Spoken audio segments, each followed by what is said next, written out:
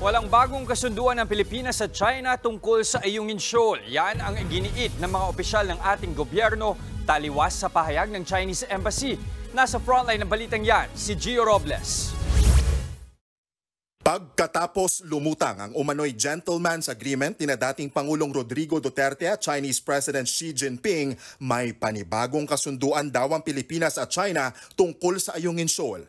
Ayon sa Chinese Embassy, may bagong modelong na pagkasunduan ng China at Pilipinas ngayong taon pagdating sa pangangasiwa ng sitwasyon sa Ayungin Shoal.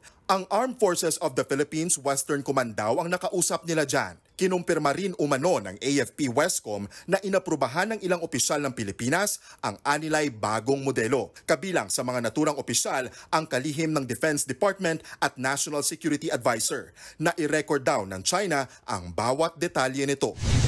Pero hindi naman binanggit ng China ang mga nilalaman ng umano'y bagong modelo.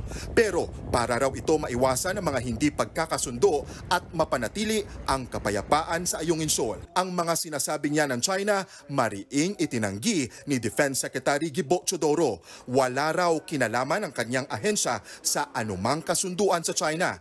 Giit ni Teodoro, mula nang mag-courtesy call si Chinese Ambassador Wang Xilian ilang araw matapos siyang umupo bilang Defense Secretary noong July 2023, hindi na niya pinayagan ang anumang pakikipag-ugnayan ng DND sa Chinese Embassy. Sa naturang courtesy call, wala raw na pag-usapan kaugnay sa anumang gentleman's agreement o bagong modelo, taliwas sa sinasabi ngayon ng Chinese Embassy. Panibagong kasinungalingan lang daw ito para pagwatak-watakin ng mga Pilipino at malihis mula sa mga iligal na aksyon ng China sa ating exclusive economic zone. Pinabulaanan din ni National Security Advisor Eduardo Año ang umano'y bagong modelo at kasunduan na sinasabi ng China.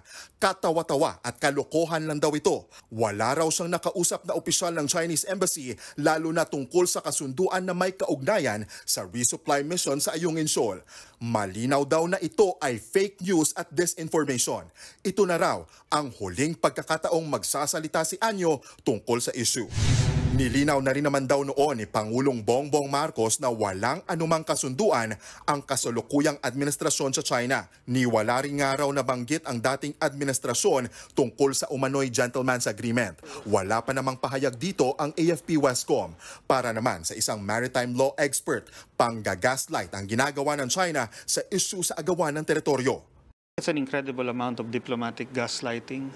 It really lacks credibility at this point because they've already gone through so many versions of these so-called agreements, and they're always secret. They're always with some unnamed official, although there are innuendos. Even if you're the one who's on the right, no, they make you doubt it so that you will retreat. Nagbabalita mula sa Frontline, Gio Robles, News 5. Mga kapatid, Jess De Los Santos po. Iba na ang may alam at may pakialam sa panahon ngayon. Para sa tuloy-tuloy na balitaan sa Frontline kahit weekend, mag-follow at mag-subscribe sa social media pages ng News 5.